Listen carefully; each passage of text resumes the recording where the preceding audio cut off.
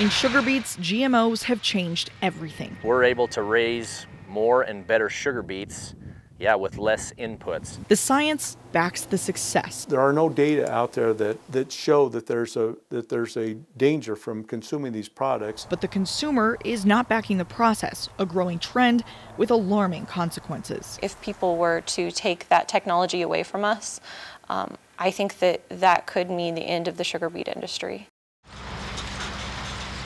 When it gets to the factory, we want it to look like this. You could say sugar beet sugar runs through the blood of Luke Adams. Well, I grew up a sugar beet farmer. My parents have grown sugar beets.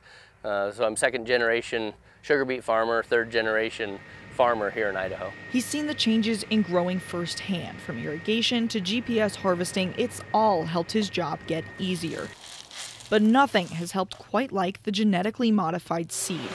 We're talking less herbicide spraying, less water, less diesel, better soil, and a lot more beets. We'd probably, be hoping for 30, 32 ton, and now, realistic yields, we've pushed those goals up to 40, 45 ton per acre, still with real high sugar content. I'll say. My little boy thinks it's delicious.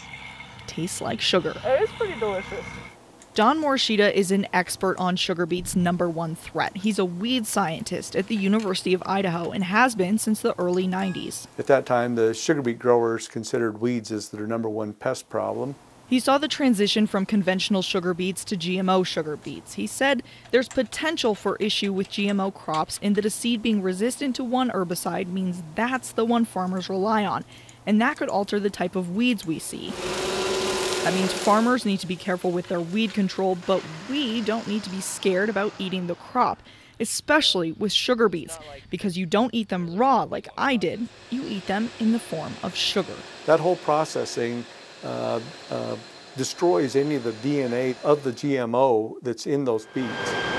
That brings us to Amalgamated Sugar, one of the Magic Valley's largest employers. All the sugar beet fields that you see, and all of them in southern Idaho, any beet field that you see, those sugar beets are going to go to Amalgamated Sugar. The factory manager showed me where the beets become sugar that both the company and the researchers say is molecularly identical to any other kind.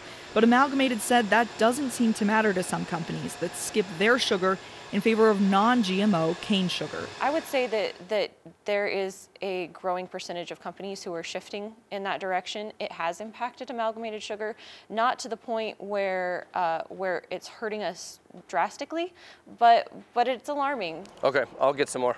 Thanks, Oscar. If the market demands it, Luke Adams said he'd go back to conventional sugar beets, but most growers wouldn't. It's just part of our, way of life, but it would be a significant challenge to basically go back and take steps backwards as far as our sustainability, our efficiency, and it would be a really difficult thing to do as a farm. And then the knife is what's taken the crown off. So instead, he's working to educate, inviting people to ask him questions about how GMOs have impacted him and how that impacts us, the consumer. And then when they go to the grocery store, they know if they reach for a bag of white satin sugar, they know that we are looking out for the consumer and would only produce a safe, healthy product.